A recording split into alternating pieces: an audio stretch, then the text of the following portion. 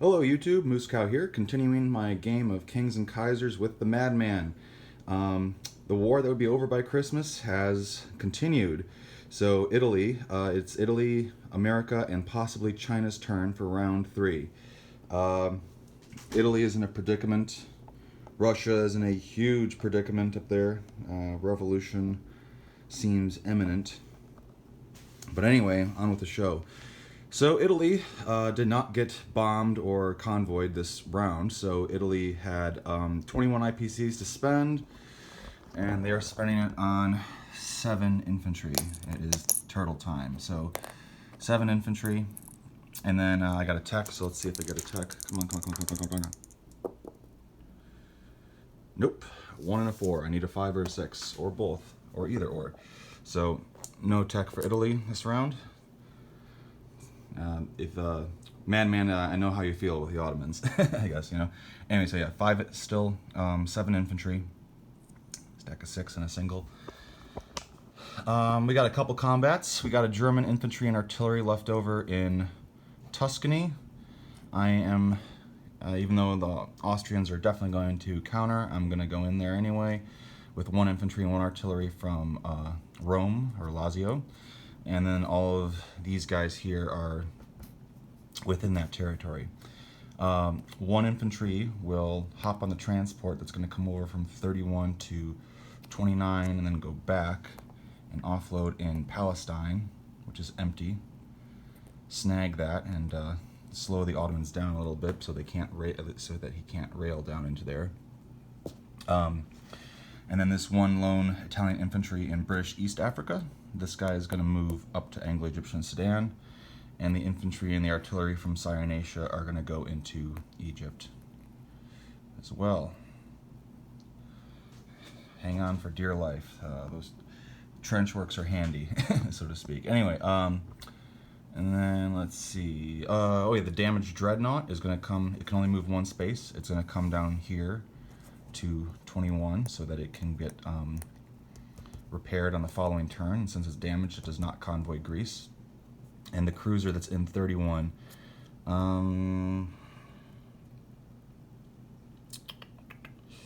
he's gonna stay there.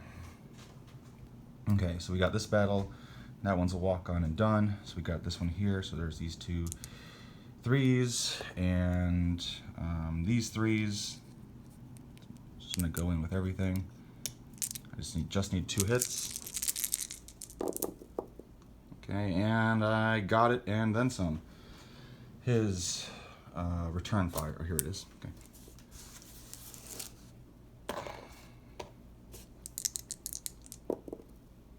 1 hit, okay. Well, I guess I'll lose an infantry. So,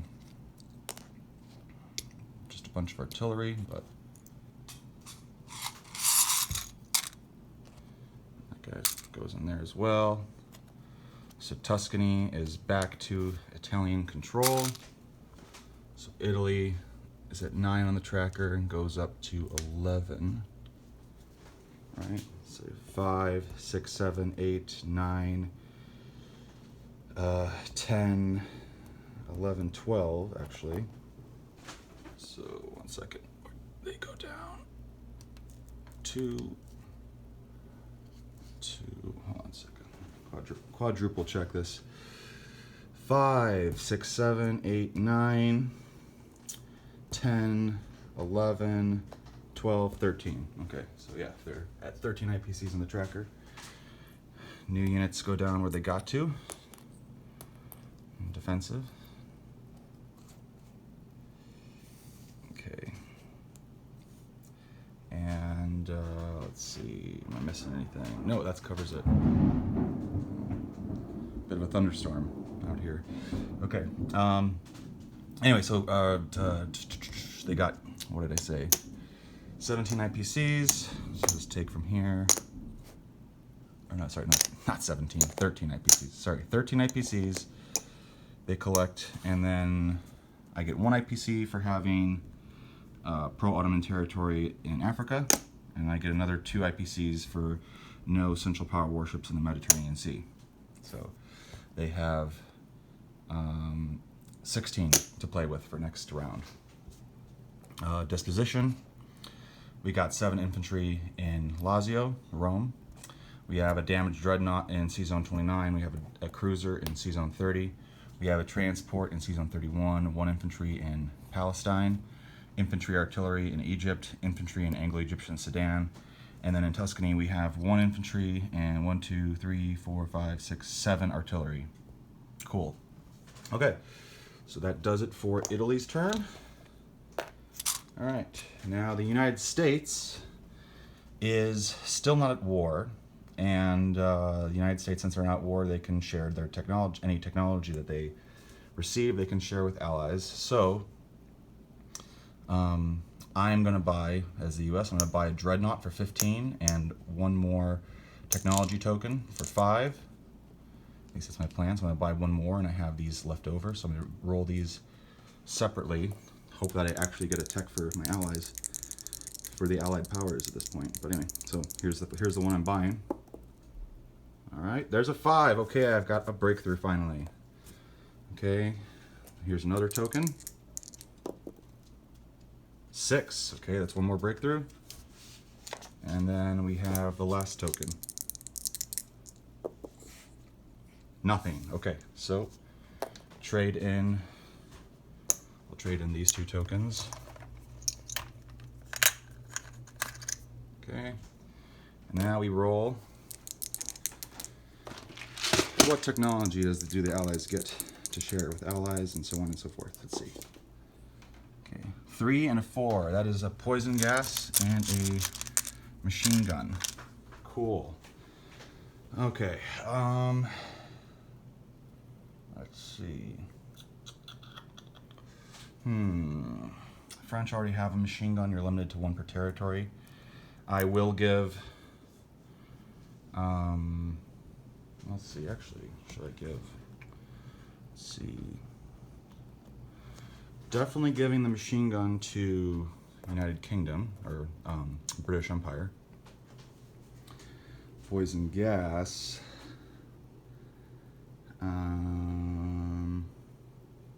Let's see, hold on a second. Let's get these guys over into position over here. That's where they actually are at, is here.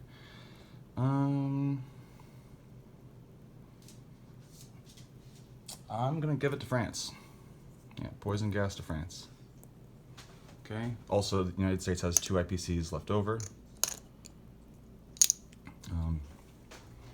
Since they're neutral, they will collect 22. But anyway, okay. So, movements for the U.S. I cannot invade another neutral without activating the remaining, or all of the pro-German minor aligned powers and stuff. So I'm not going to be doing that. Let's see. Just going to okay. Think. Pick these units up. Bring them back to eastern United States. So Hispaniola will be empty. Let's see.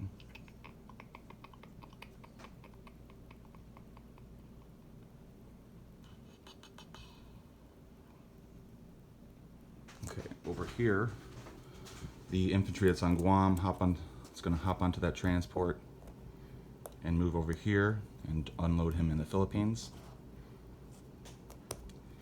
That's happening.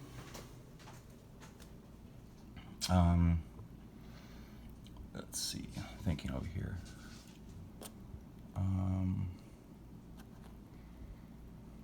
Yep, no, that's it. I'm gonna just leave my units. This cruiser here will go to 7. And the dreadnought, let's see.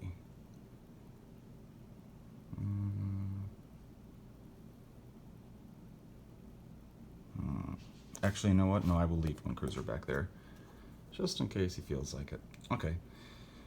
Oh yeah, I'm just gonna move everything up here to simplify it. Okay. Cool. So you guess it. that new dreadnought goes down in Sea Zone 4. They collect 22 IPCs, 24 with the 2 they had left over, and they have 1 technology token. Eastern United States has a cavalry and 5 artillery, 6 infantry, and another 4 infantry, so 10 infantry. And then 2 cruisers in 7, 1 cruiser in 71. Then we have 5 transports, 1 cruiser, and 2 dreadnoughts in Sea Zone 4.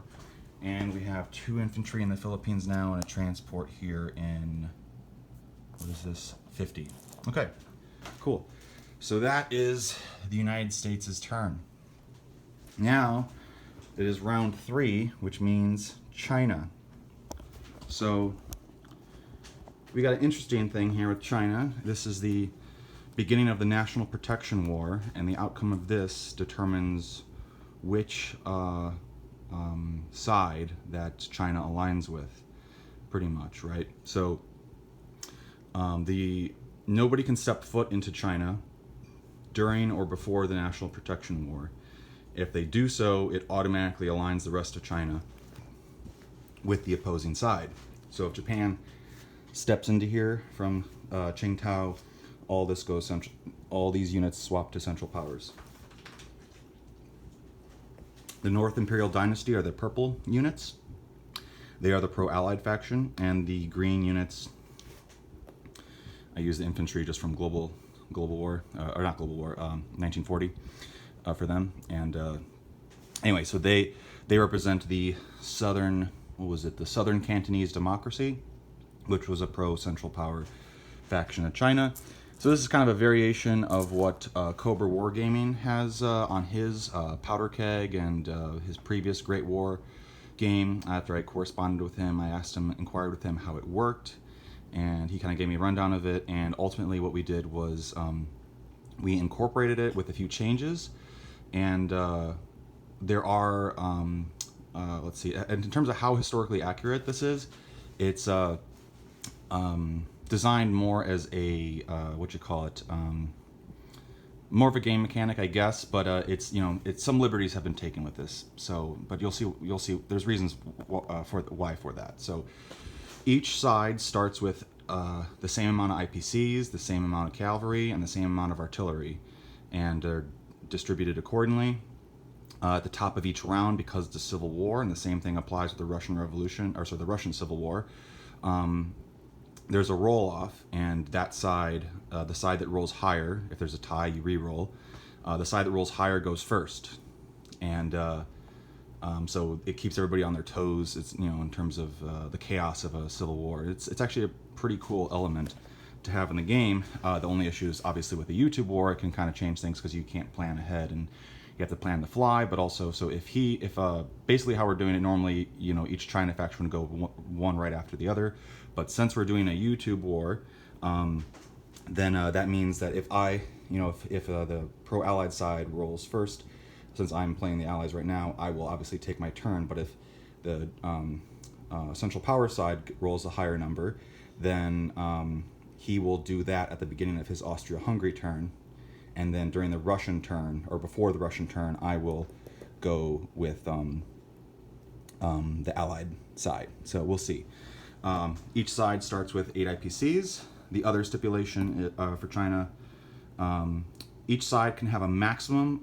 They can only purchase infantry, artillery, and cavalry, and each side may have a maximum of 3 artillery in play. You can have as many cavalry as you want, but you can only have 3 artillery. So if it's like with BBR, it's 3 cavalry. In this game, it's 3 artillery. That's your limit. China can only, while the National Protection War is going on, either side of China can only attack within Chinese territories. However, they may go in and attack Tibet if they want to. Either side may, and either side may attack Mongolia if they feel so inclined. But if you attack Mongolia, all the remaining units flip to the other side. Why you might want to go into Mongolia is because if Mongolia isn't brought in the Chinese Civil War, it can get brought in the Russian Civil War. So either Russian faction can go in and align those territories. So if, say, the pro-Central Power side, the Southern Cantonese Democracy, if they get up there and they attack Mongolia, those units become Chinese, and those units can't become Russian. Although Russia can invade and fight Chinese units in these territories, if they so feel inclined, because the Russian Civil War did spill over into Mongolia and align Mongolia. The white movement came over and took it over. It's really interesting, actually, if you look up the history of that area during the Russian Civil War, how it spilled over into there. I can't remember this one guy's name, but this white Russian general essentially became a Mongolian warlord. It's crazy story. Anyway, I can't remember his name, but I'm sure they'll be able to find him if you look it up. Very interesting. Anyway, so that is how this portion of the world works, and it's pretty cool. So anyway, let's get on with it. Regardless if I go first or not, I will be buying 2 artillery, and like also China, you can mobilize units in any original Chinese territory. You can also mobilize them in territories that you're contesting, etc. So that's how that works. There are 2 minor cities here in Peking and Shanghai. So if this is neither side gets those cities for if they get the China point or whatever, if a Chinese faction controls those cities, it doesn't count because it's an original. Technically they start with them, even if they don't, because of the war stance, wherever their original Chinese territories. So those don't count as minor cities.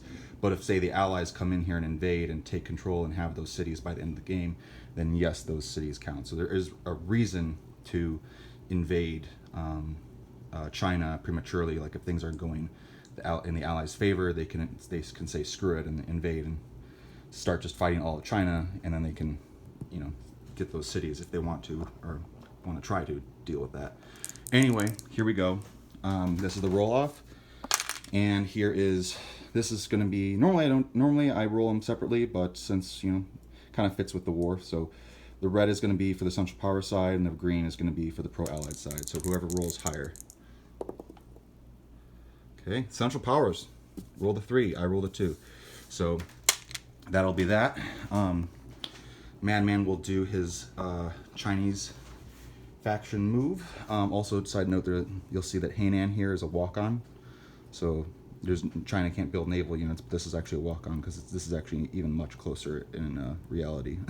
But anyway, all right, so there you go. There you have it. Sorry for the ramble, but yeah, just wanted to explain a lot of our China rules. So Madman will come at you with China and then Austria-Hungary round 4. And in round 4, we can start building tanks. Also, side note, on round 3, if we wanted to, one of our expanded units is bombers, but Madman does not have those printed yet on his end, so we are not playing with those, but those are an optional unit that you can incorporate into this game. So anyway, enough of the rambling and stuff. Stay tuned for round 4.